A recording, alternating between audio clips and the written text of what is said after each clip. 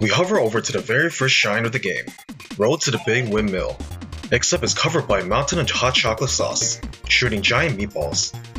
As we traverse across the peaceful village, so far we have no issues with using only the hover nozzle, and we encounter the giant blob and simply hover over its mouth. Of course, this will be way faster with the regular nozzle, but the whole point is to not use it and make our lives as hard as possible. We continue spraying it until it's hydrated and a much needed bath. I kept messing up my timing and it retreated into a puffle. What usually takes 5 seconds to finish ended up taking triple or quadruple that time. It was from this point I knew this challenge was not going to be easy. It's everybody's favorite plant with polka dot undies. We trek across the village once again, but this time to the tip top with our trusty hover spray. Getting it was no problem, it's just a giant blob ball aiming towards me was a bit tedious to avoid, but we made it eventually. Okay, once again, this battle normally takes like 3 minutes to finish. I kid you not, this took me way too long to finish, because I had to carefully aim my nozzle sideways into his mouth, which was super awkward to maneuver, and he kept drinking like 5% of the water. This was extremely slow and ended up taking like 20 minutes just to beat him. It's funny because this is one of my favorite boss fights in the game, and it quickly became my least favorite in the snap of a finger. The way I was struggling this hard so early in the game was a bad omen for the rest of the challenge, and the amount of frustration that was awaiting me. I eventually beat him and got the shine. I was relieved to finally play a relatively easy shine, because all I really had to do was make my way to the cave and complete the level using my hover and got the shine. There's nothing really much to add, but that's what happened. This shine was very straightforward, just collect all the red coins. There was nothing too troublesome for me during my quest to collect all the shiny red stuff. This is our first shine that we are not able to complete. The reason being is that I cannot use my hover nozzle to attach the pink suction balls to wake up Petey, thus rendering the shine impossible. I was glad this isn't possible because I really didn't want to do the Petey fight again. Another straightforward secret level where I used my hover nozzle to completely breeze through the whole level. This one was a bit more difficult than the last one, but it was still manageable. I severely underestimated how fast Shadow Mario runs, and having to use my hover nozzle to get any damage in sucked. Usually you're supposed to use a regular nozzle to shoot water from a distance, but obviously we can't do that. So I had to memorize where he was going next, and essentially hover above his tracks to get like 10% of damage in, which is not a lot, but any progress is good. The fact that I had to do this 8 more times made me writhe in agony. Yet another red coin shine where my hover had a chance to shine. Overall, this one was very easy compared to the boss fights recently, and I'm glad to take a slight break. We arrive at the salty docks, home of the Cheap Shapes and inky bloopers, and hard-working fishermen trying to make a living. We breeze through the ships and make our way to the pile of colorful boxes, and pull on the tentacle, and the battle begins. This one was significantly easier than Petey, because I didn't need to use my regular nozzle at all to beat him. I just had to pull on his face and the rest is history. Okay, screw this shine and those colorful blooper surfing boards. I hate the controls for this as it feels so slippery, and the fact that it's an instant kill just for bumping into the wall slightly is so dumb. I had to retry this section multiple times because I couldn't beat it fast enough. This was so stressful and it was only gonna get worse from here, but I eventually beat it. I was glad to not board those squids again, but climbing to the top of this dock was no easy feat. There was a lot of platforming involved, but I'd rather do this over writing the blooper any day. But there were a lot of instances where I fell due to slipping, and that got annoying quick but still beat it. It's time for another secret level, and this one was pretty fun to do. I love the floating objects and rotating blocks. Using the hover for these levels is a godsend. This is essentially the same exact Gooper Blooper fight from the first shine, except it takes place on a helipad of all things. Oh my goodness gracious, I thought I said I didn't want to ride those squids anymore, but what does it matter? The footage is pre-recorded. Not only did I have to watch the road and crashing, but it's time for 2 minutes, just to find all of them. This took me over 30 tries because I had a very slight delay, my screen and controls felt a little off. Needless to say, I was super glad this shine was done with. He's back but just wants a shot for fresh seafood, because his dad was craving some, but we had to do our job and chase him away by floating above him until I got him. This shine was a lot easier than I remember.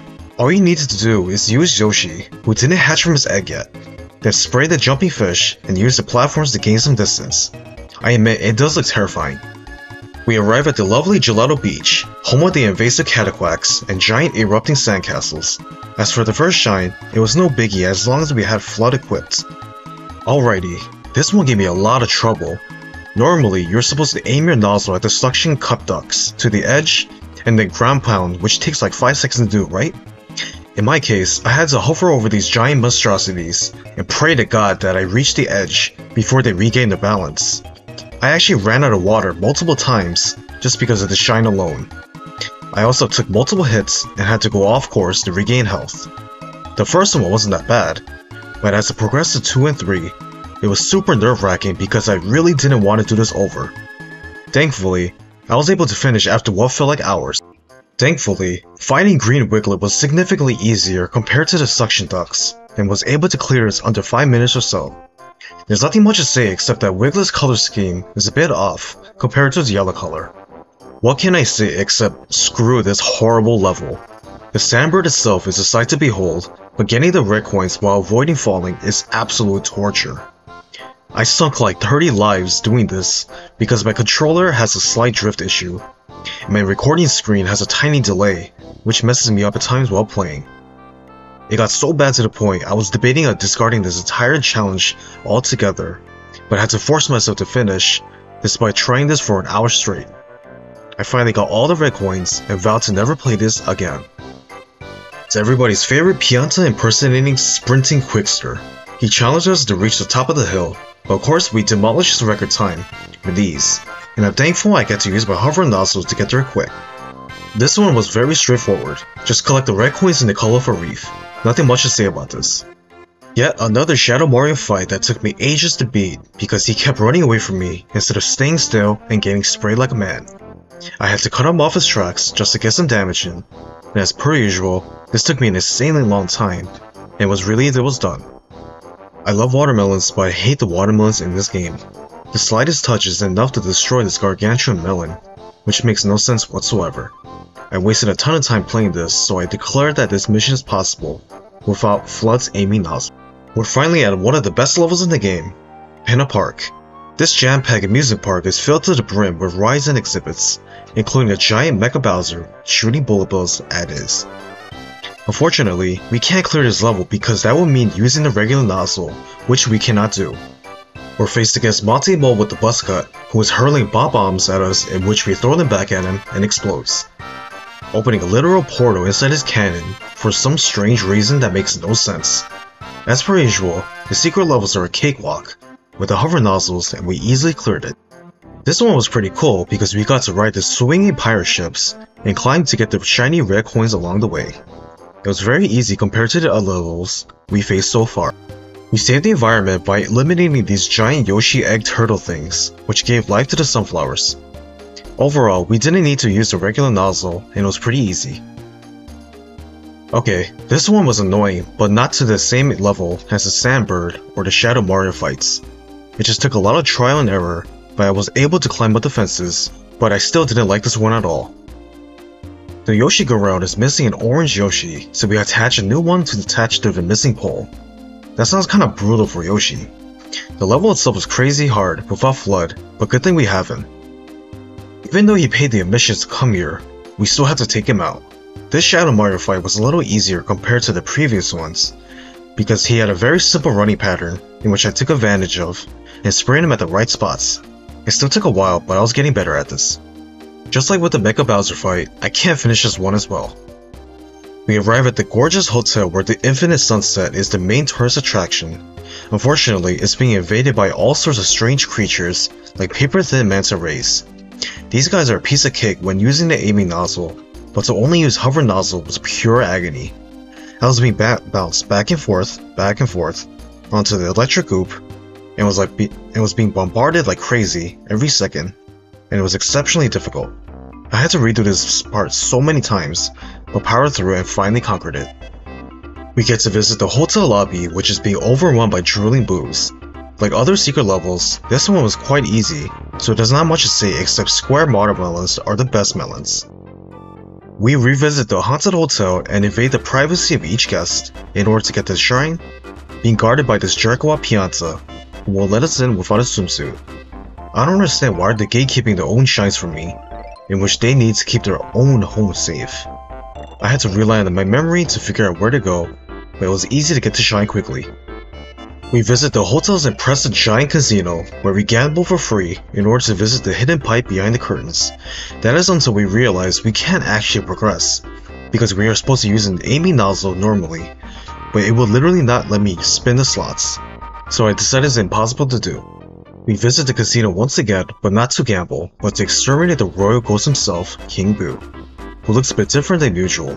We have to throw peppers at his tongue, and then launch a heavy fruit at his face to defeat him. The catch is that he will summon multiple enemies if you get the wrong outcome on his roulette. Overall, it was very manageable to beat. Surprisingly, this episode was insanely hard to do without the regular nozzle, as I couldn't get any distance with my water. I even used the barrels, but I ran out of time, so I decided it's not possible without my normal nozzle. I am super glad this one wasn't as bad because we were in a more confined area, so spraying water on him was much easier in comparison. This one was a bit tricky to do because I had to essentially memorize which path goes where. It's definitely possible to complete without nozzle FLUDD, but for the sake of time and my sanity, I couldn't record myself getting to shine. Beauty of the luscious bay has been contaminated by purple Kool-Aid, and it's up to us to uncork the waterfall, as the name implies. It was a matter of climbing the mountain, but kept falling down repeatedly. That got annoying quick, as you can imagine. It's definitely possible, however, so there's that. This one is impossible to complete because we need to spray those brown squares on the wall, and there's no way I'm able to hover my way up where Gooper Blooper is. Swimming inside the giant bottle is always cool, and collecting them all was a cinch. I wish this was a thing in real life, where we can minimize ourselves and explore everyday objects from a different perspective. We get to explore the deep waters of the bay and clean the teeth of a giant two-faced black eel who has a severe cavity, needs to be removed ASAP. Good thing Mario has his PhD and is able to perform dental work. This shine was very easy too. This is just a simple race to the flag, and we won easily, and we even beat our old record by a few seconds. I wonder who made these secret level portals in the first place. We beat the level with relative ease, and I appreciate the level designs for these two. What else can be said about Shadow Mario except for the fact that it takes like a million years to beat him every single time. I was able to beat him eventually, however. This coinfish is remarkable. It's able to scatter its coins all over the ocean, and then regroup to form a fish and swim gracefully. It's both a living and non-living organism, and I'm all up for it.